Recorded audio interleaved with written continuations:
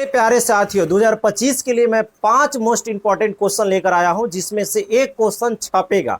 देखिए वो पांचों तभी बन पाएगा जब 4 गो स्क्रीन पे फार्मूला दिखाई दे रहा होगा, वो फार्मूला आपको याद रहेगा तब। तो वो पांचों क्वेश्चन के लिए 4 फार्मूला आप याद कर लीजिए या उसमें देखिए और एक नज़र में पांचों क्वेश्चन को देख लीजिए। 100% एक क्वेश्चन उसमें रहेगा बाबू, आप लिख लीजिए।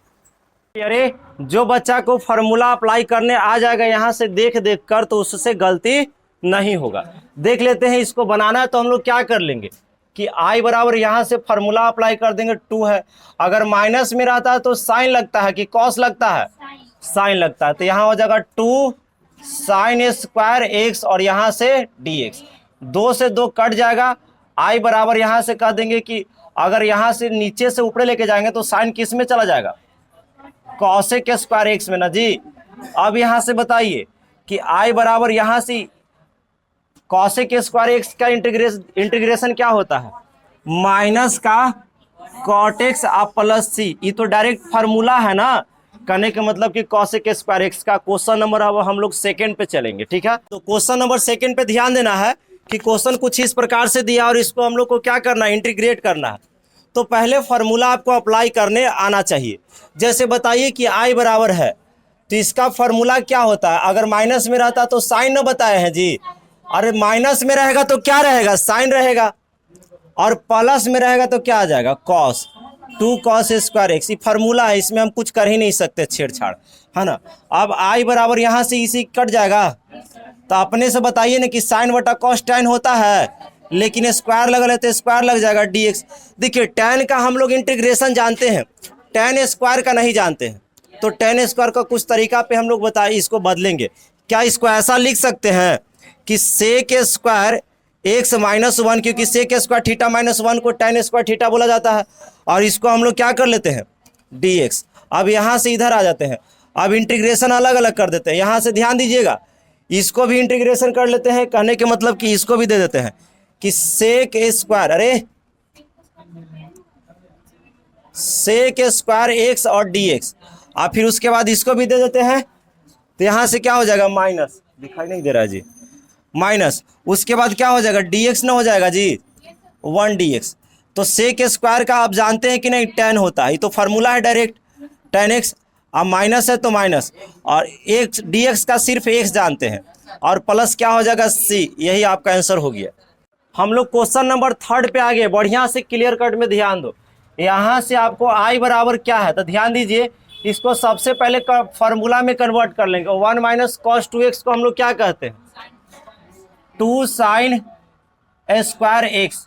चलिए यहाँ से आई बराबर ध्यान दीजिएगा कि यहाँ से हम लोग ऐसा कर सकते हैं कि √2 भी तो लिख सकते हैं, और गुना root under sign square x भी लिख सकते हैं। दोनों बात सेम है, कोई दिक्कत नहीं है ना।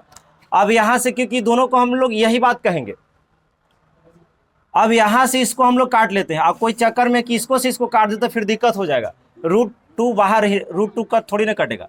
अब उसके बाद ये कट गया तो आपके पास इंटीग्रेट कीजिए, तो √2 को कहाँ कर लेते हैं, बाहर, और इंटीग्रेशन किसका हो जाएगा, इसे तो कट गया है तो सिर्फ साइन एक्स का हो जाएगा, और डी एक्स इसमें रहेगा। हमसे छूट रहा है, गलती हो रहा है, यहाँ क्वेश्चन में गलती हो गया यार, ठीक है।